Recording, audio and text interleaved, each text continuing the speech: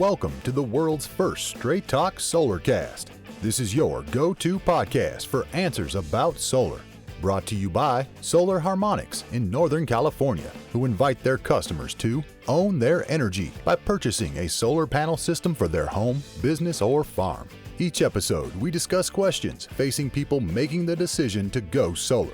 The solutions to your questions are given to you straight by one of the leading experts in the solar industry, Jamie Duran, president of Solar Harmonics.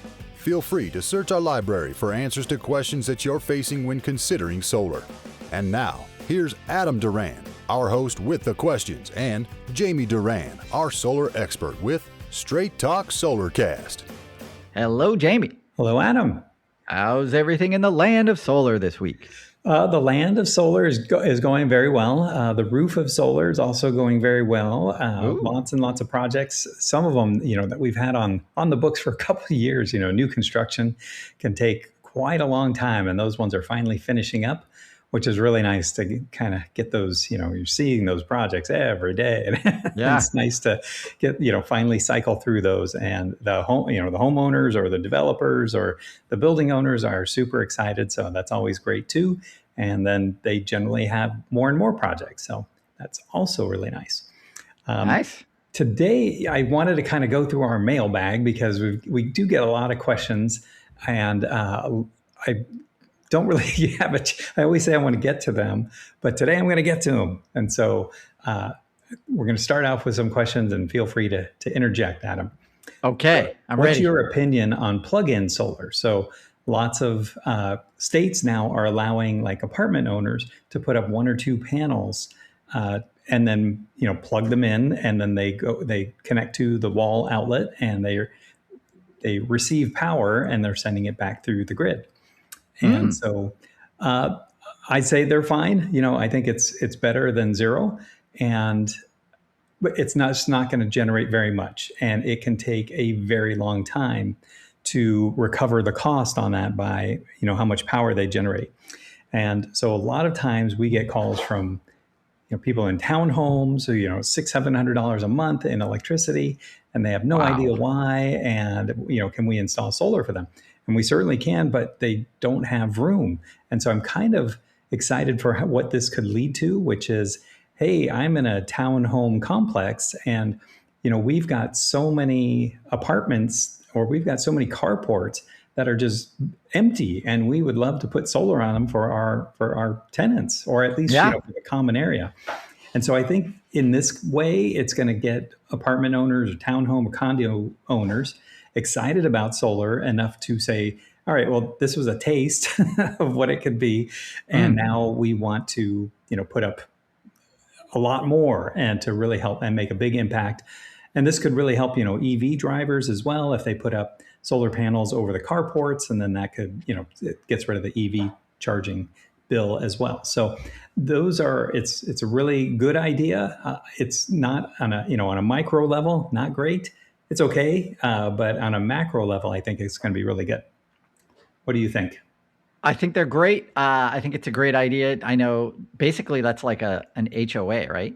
So a townhome complex. Yes, you have HOAs. Yeah. So then, that's the I guess the rub is, how do you get everybody on board to pay that? Mm-hmm. But once they are all on board, then smooth sailing. It's a no-brainer for the community. I've had experience with this. Bring up HOAs because I was contacted by an HOA, a local one here, and they said that the board themselves are authorized to spend $250,000 a year without approval from all of the residents. And they said that they have 2,000 residents, and when they send out hey, can we get approval on this? He said that if they get 600 back, that's like a minor miracle. Yes. And so he said they would never get a $750,000 project approved, but they could get three $250,000 projects approved right away, and phased out one year after the other. So we said, no problem. We'll be able to do that. No problem. So fascinating. It's going to save them, I think, about each one of those between $40,000 and $50,000 a year in electricity. So Wow. hello. Yeah, So yeah. it is a no-brainer when you're talking about those kind of numbers.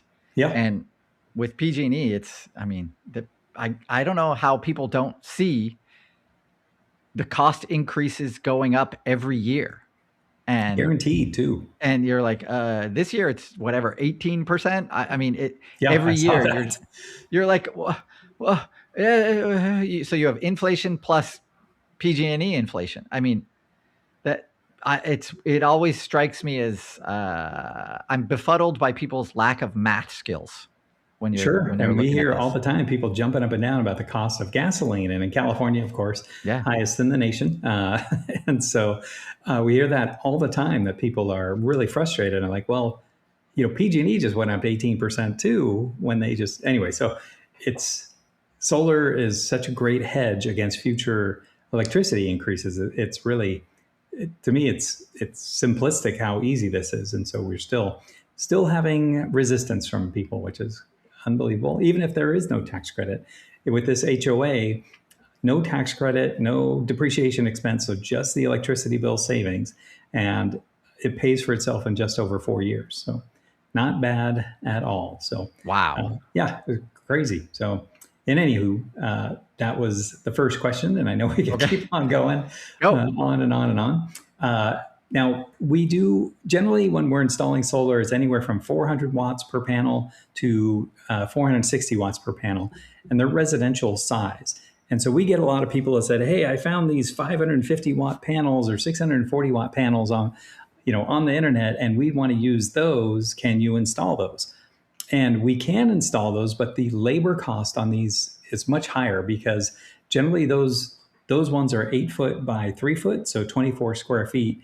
And they're quite a bit heavier than and so we need at least 2 guys, kind of going one at a time up to the roof, and they're very unwieldy when they're that big, and they can break kind of easily as well. So with the residential ones, we can have one guy up and down on the ladder who can, with the residential size. So we can, and a lot of solar companies can do the larger, the larger size panels, because they're higher wattage doesn't mean they're more efficient in the same, the 440 watt panels are 18 square feet, while the 550 ones are 24 square feet. So they're just larger. They're not, does that make sense that they're just not? Yeah, you could have multiple panels producing the same amount of energy. It sounds like. Yep. Just easier to install. Much easier to install, and we don't have to have double the staff. And then most residential solar inverters, especially if you're doing microinverters or solar optimizers, they're not really sized for the larger panels. They're more intended for the smaller panels.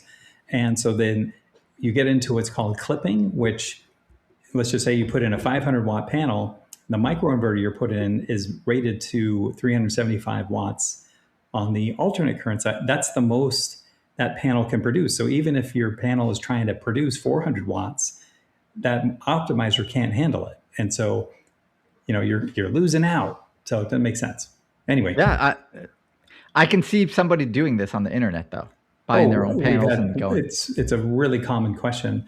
Thank you, internet, because you're making experts out of everybody. But it doesn't take into account the installation side, or the all that other part, microinverter. Plus the racking is different and all that stuff. So we can do it. We always say, here's our recommendation. The customer is always right. So wow, go Jamie. Yep. Now, we do have in the Bay Area, there are still quite a few roofs out there that are flat. And those ones are really challenging, because flat roofs, the older they get, the more dipping creates just over time. They dip in the middle, because they're still mounted over these roof studs, but the roof studs, there's gaps there. And over time, it creates a dip. And then once that dip, when it rains and it fills up with water will find a way to leak through. And totally. it's such a nightmare to deal with a roof leak because it's generally at the worst time of year. It's pouring rain, pitch black, dark, wind, and the homeowner is screaming up and down that the solar created this leak. So lots of solar companies won't even touch a flat roof.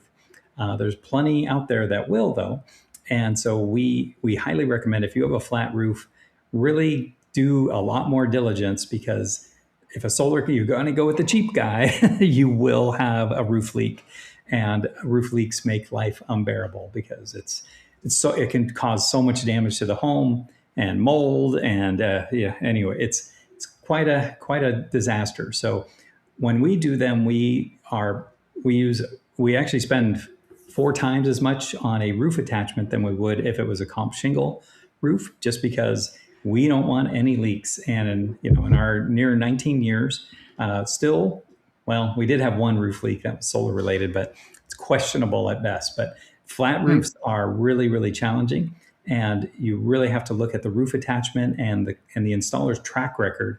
I would say get 3 or 4 at least references of people with flat roofs that they've installed on it, and see if there's any roof problems. And not just last year, but 3 years, 5 years, 10 years, if they have that kind of track record, because it's a real tricky deal. And in 99% of these cases, the roof needs to be redone before solar should be installed. But we get it all the time that people, it's 50-year roof, and and that kind of stuff. So it's important, and the roof type is really critical. And if there's holes in the roof, or it's really, if you moved into that, we get that a lot, where people just moved into the house, they don't know how long the roof, or how old the roof is. Really easy to get an evaluation from a qualified roofer, and a lot of times they're going to want to replace that roof, because that's what roofers do. But it's not a bad idea, if that roof is over 10 years old, to really consider, do I want to put solar up just in, and then in, let's say 5, maybe 10 more years, that you have to take it down and then do the roof again anyway, which is going to be way more expensive in 10 years, or do it now, put solar up, and then solar can take the brunt of the weather. And so it actually extends the life of that roof. So, long explanation. With a flat roof, aren't you always expecting a leak? No? There are so many different flavors of roofs. It's a whole thing that, really, when somebody gives me their address, one of the first things I do is I look on Google Earth, and you can see from the satellite view if there's like different patches where they've had a roof leak, or roof repair done, and it's just like, how old is that roof? And I don't know. And it's like, okay, first thing, we have to have a roofer come out and check your roof. And like I said, 9 times out of 10, the roofer says new roof needed. So it's just be prepared. It's not us. We don't want to leak. You don't want to leak, and it's plenty. That is plenty. You can keep on going. But wow, we made it through 3 questions. It sounds like you've had so many experiences with this already. We do, and we do a lot of commercial roofs, and so we take a commercial approach to a flat roof, and it costs more because these roof attachments have to be absolutely watertight, and not just today, but 3 years, 5 years, 10 years down the road. Years from now, they still have to be watertight. And as I said, just the natural, a flat roof is going to sag in places, and then that's where water pools. And if there's a patch there, water will find a way under that patch and create a roof leak. And then that creates a call for me at 7:30 on a Sunday night, saying you need to get out here right now, because I'm having a waterfall in my house, or my roof. And we said, okay, we can go out there, but if it's not solar related, you have to pay for the visit. And then we're like, okay, we'll get back to you. Yep. Anyway, we can wrap it up there. I could keep going for another 2 hours. I figured you have tons of you had tons of these.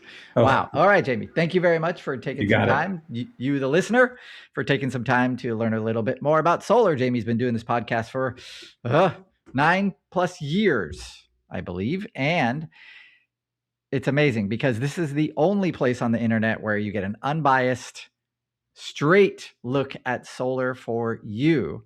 Every situation is different. So if you have a question for Jamie for an upcoming episode, and you go to our Facebook page, Straight Talk Solarcast, send us a message through there. If you'd like to check out a library of our past episodes, you can go to solarharmonics.com, click on the podcast link at the top of the page, and you'll be taken to that library. Finally, if you have a friend considering going solar, this would be an excellent podcast to refer them to. If they are in a townhome, an HOA, this is easily the first podcast they should be listening to, because on the internet, there's so much crazy information out there. And this definitely unbiased, straight to the heart of the matter, and a source you can depend on. Until next time, everyone. See you.